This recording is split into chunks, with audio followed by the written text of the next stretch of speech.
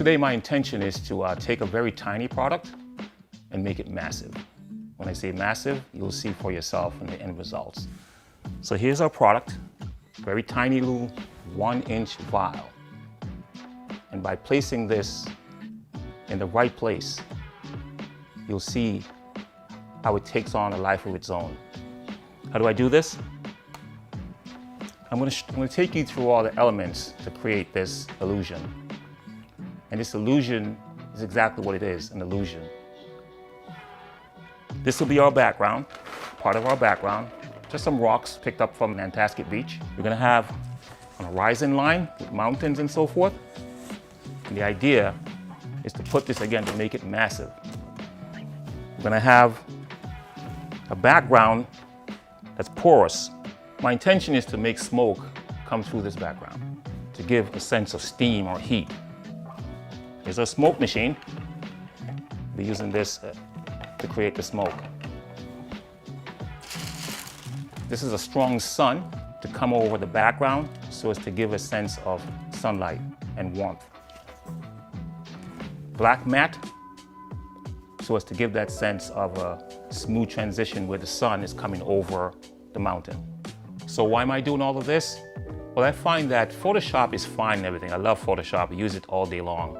But I find that it's much easier for me and much more rewarding if I can do the whole thing in the camera. For instance, I can do the layering, all the backgrounds, all the pieces come together, and in the end, we'll have that powerful, impactful image that I talked about. Please come along with me as we create the image together.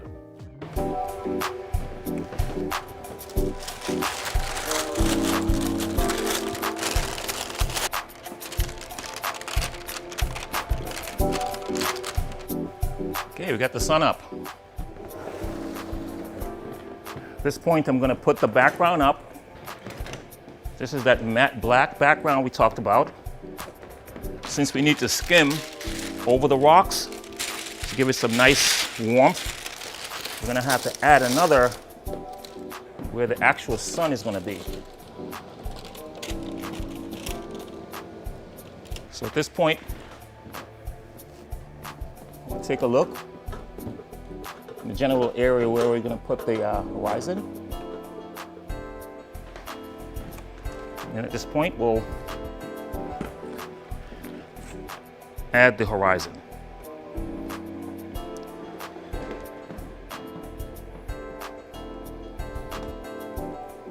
Okay.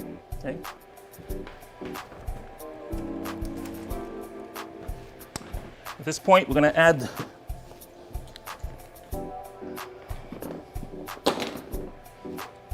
the grid where the smoke will come through.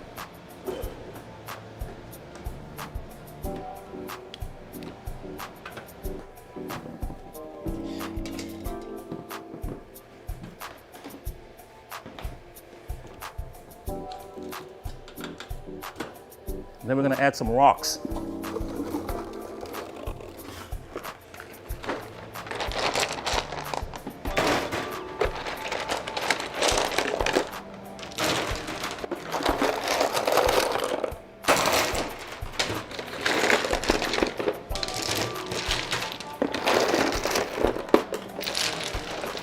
I'm going to bring the camera in.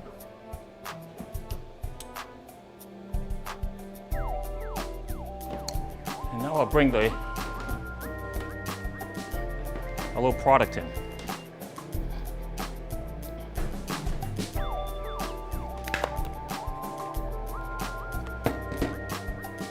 You might notice I put a little bit of beeswax to keep that vial from falling down because it's so small. Great. I'm going to bring this flag down so as not to get flare on my lens.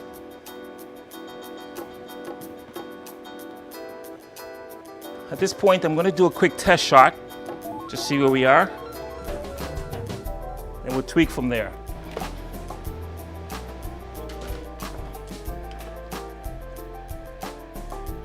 I'm going to add a little snoot, a homemade snoot. And what this is going to do is it's going to highlight the vial a little bit.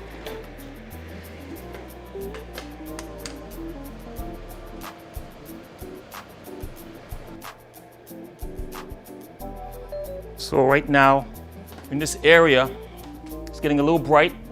So I'm gonna just flag that just a little bit. My hand. Okay, that's nice. I want to put a little bit of mist on this, just to shine up the rocks a little more. It's just water, gives it a little more drama. Okay. And since I don't want the vial to have mist on it, I'll just clean it off a little. Okay.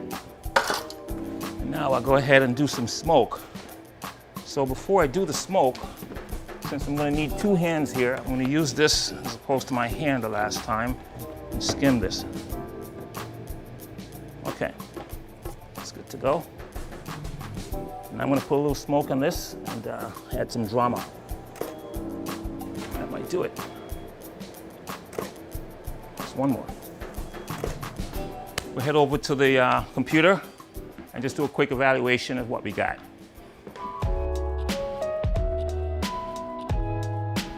So there you have it, folks. As I said before, we're going to take a very tiny vial, 1 inch tall, and make it massive. Give it some life. As you can see what we did, we used the boulder, which is basically a little rock the size of 2 inches. We used all the other rocks here. We have the horizon line, which is that cutout, black cutout. We have the sun, which is just a gel, basically. And then we have smoke. And just by using these elements, we're able to make a beautiful, impactful shot that's massive. So there you have it. My name is Jerry Evelyn. Go to my website, evelynimages.com. Remember, I love referrals.